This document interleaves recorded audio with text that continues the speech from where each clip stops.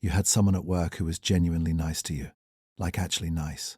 They saved you a seat in the meeting. They texted you a heads up when the manager was in a bad mood. They remembered your coffee order without being asked. And somewhere in the back of your head you thought, okay, this person actually has my back. Then one day something small happened. Maybe you got passed over for a project you wanted. Maybe your idea got credited to someone else in a team call. Maybe you noticed your manager's tone shift toward you just slightly, just enough. And when you tried to piece together where it started, you kept coming back to that one person. The nice one. The one who remembered your coffee order. And the worst part wasn't what happened. The worst part was that you couldn't even be sure. Because they had never done anything obviously wrong. That feeling right there, that quiet, disorienting confusion that's not a coincidence. That's by design. Here's the thing most people get wrong about toxic behavior at work. They think it looks like someone being mean. They think it shows up as sharp comments, backstabbing, obvious manipulation. So when someone is consistently warm, consistently helpful, consistently present, the brain just files them under safe, trustworthy, not a threat. But some of the most strategically damaging people in any workplace never raise their voice. They never send a nasty email. They never openly undermine anyone. They do something quieter and, honestly, a lot more effective. They use kindness as a tool, not as an expression of who they are, but as a way to get what they want. Protect their position and slowly reduce the influence of people around them. This isn't about being cynical. This isn't about assuming everyone who's nice to you has an agenda.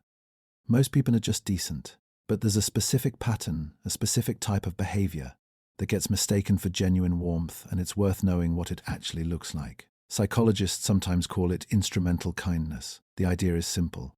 Kindness in the right hands is a form of currency.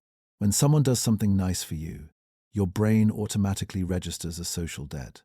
You feel like you owe them something: your trust, your loyalty, your silence. This is called reciprocity bias, and it's one of the oldest psychological levers there is. It's not a flaw in how you think, it's just how humans are wired. We've survived for thousands of years by keeping score with each other. Someone helps you, you help them back. That's the deal. The problem is that some people know this and they use it on purpose. Combine that with something called the halo effect, where one positive trait makes you assume everything else about a person is also positive, and you've got a situation where someone who acts kind gets a kind of blanket trust they didn't earn. You stop questioning their motives. You stop reading between the lines. Because they are a good person, right? You've seen it. And that's exactly where the blind spot lives. Let's talk about what this actually looks like in real workplaces. Because the patterns are specific, and once you see them, you don't really unsee them. The first type is the giver. This is the person who is constantly doing things for people. Bringing donuts on a random Tuesday. Offering to help with your deck last minute. Covering for you when you're running late. On the surface it looks generous. But pay attention to how they reference these things later.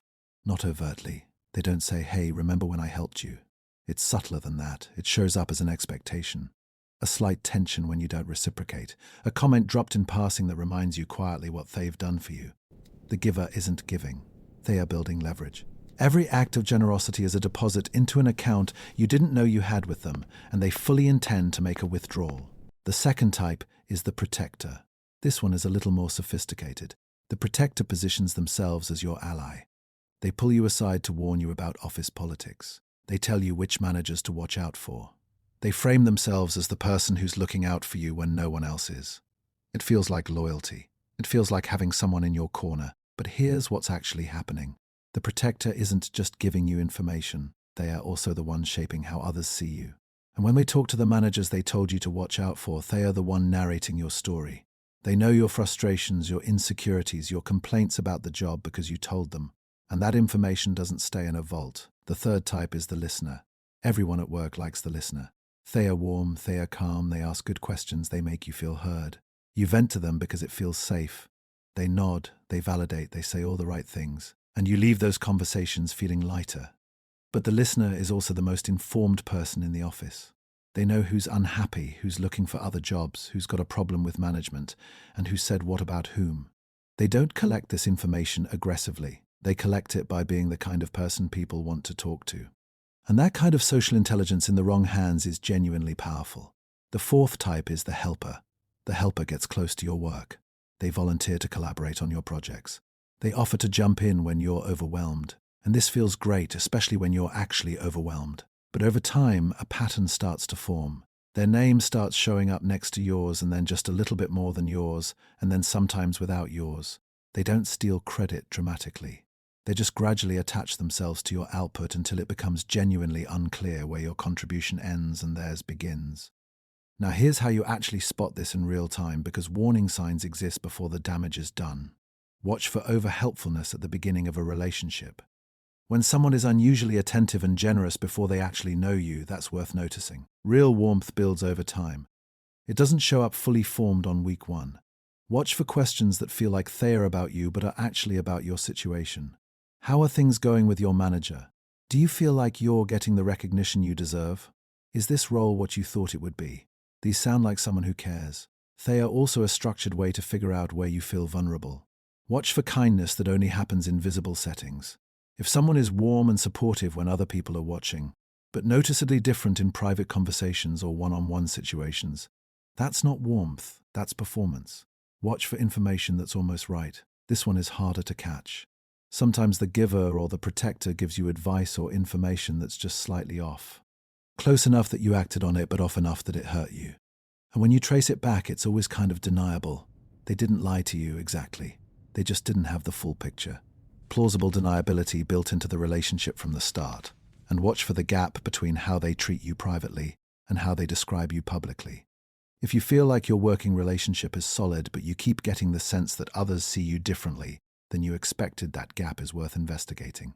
The reason most people miss all of this is genuinely not about being naive or being bad at reading people. The brain is not designed to run a background threat analysis on someone who's been consistently nice to you. Once you've categorized someone as good, as safe, as on your side, your mind actively resists updating that category. It feels uncomfortable. It feels ungrateful. It starts to sound like you're the paranoid one, and workplaces reinforce this. The culture in most offices rewards likability.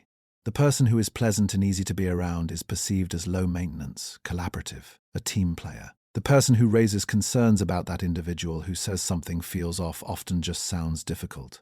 And if nobody else is saying anything out loud, you start to doubt your own read on the situation. That silence from everyone else doesn't mean nothing is happening. It usually means everyone else is doing the same calculation you are and arriving at the same conclusion that saying something isn't worth the social cost. There's also a structural layer to this that's worth understanding.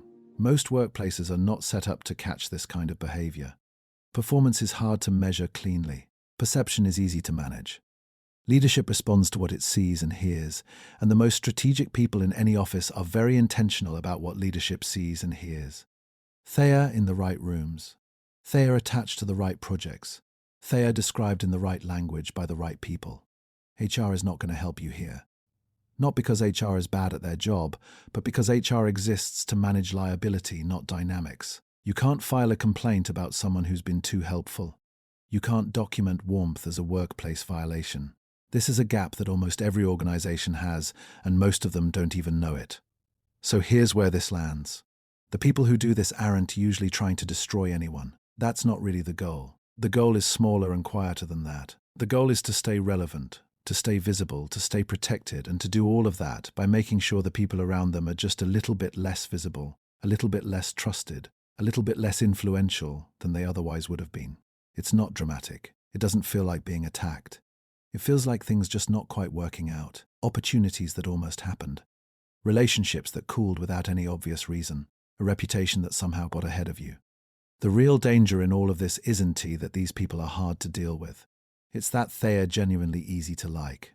And by the time you start to see the pattern clearly, they've already been operating inside your professional life for a long time. The problem was never that they were obvious, it's that they were never meant to be.